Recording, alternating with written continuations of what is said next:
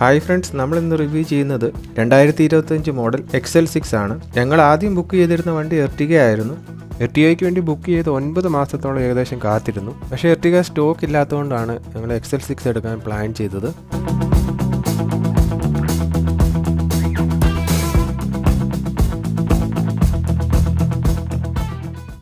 Review എന്ന് പറയുമ്പോൾ വലിയ റിവ്യൂ ഒന്നുമല്ല, ഞാൻ വണ്ടിയുടെ എക്സ്പേർട്ട് ഒന്നുമല്ല. എനിക്കറിയാവുന്ന കുറച്ച് കാര്യങ്ങൾ മാത്രമാണ് ഞാൻ ഈ വീഡിയോയിൽ പറയുന്നത്. ഞങ്ങൾ ഈ വണ്ടി എടുത്തപ്പോൾ ഇതിൻ്റെ പ്രൈസ് വന്നത് 15,50,000 ആണ്. ഞങ്ങൾ എടുത്തത് പെട്രോൾ വണ്ടിയാണ്, മാനുവൽ ട്രാൻസ്മിഷനാണ്. അതുപോലെ CNG അവൈലബിൾ ആണ്, ഓട്ടോമാറ്റിക് ട്രാൻസ്മിഷനും ഉണ്ട്. 1 ലിറ്റർ പെട്രോൾ അടിച്ചാൽ കമ്പനി പറയുന്ന മൈലേജ് 20.97 ആണ്. ഇതിൻ്റെ എൻജിൻ CC എന്ന് പറയുന്നത് 1465 ആണ്. മാക്സിമം പവർ എന്ന് പറയുന്നത് 75.8 ആണ്. അതും 6000 RPM പെട്രോൾ മോഡലിൽ.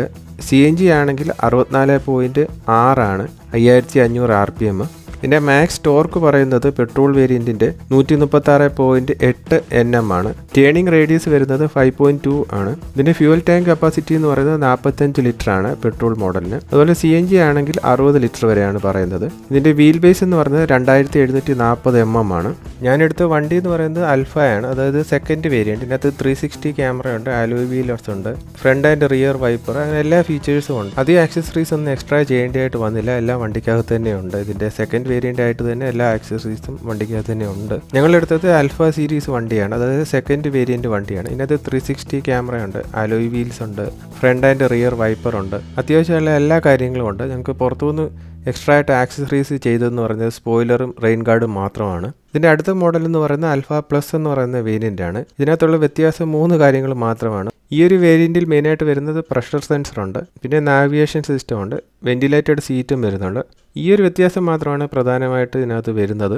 അതേസമയം നമ്മൾ എർട്ടിഗയുടെ ടോപ്പ് വേരിയൻ്റ് എടുത്താലും എക്സ്ട്രാ ആക്സസറീസ് ഒക്കെ ആഡ് ചെയ്യേണ്ട ആവശ്യം വരും. അങ്ങനെ നോക്കുമ്പോൾ നമ്മൾ ആൽഫ എടുത്തു കഴിഞ്ഞാൽ ഈ ഫീച്ചേഴ്സ് എല്ലാം ഇതിനകത്ത് തന്നെ ഇൻബിൽഡായിട്ടുണ്ട്.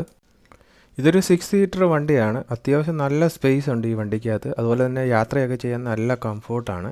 ബക്കറ്റ് സീറ്റാണ് മാരുതി ഈ വണ്ടിക്ക് നൽകിയിരിക്കുന്നത്. 7 ഇഞ്ച് ഡിസ്പ്ലേ ഉള്ളൊരു മ്യൂസിക് സിസ്റ്റമാണ് കമ്പനി നൽകിയിരിക്കുന്നത്. ഇത് അത്യാവശ്യം നല്ല ക്വാളിറ്റി ഉള്ളൊരു മ്യൂസിക് സിസ്റ്റം തന്നെയാണ്.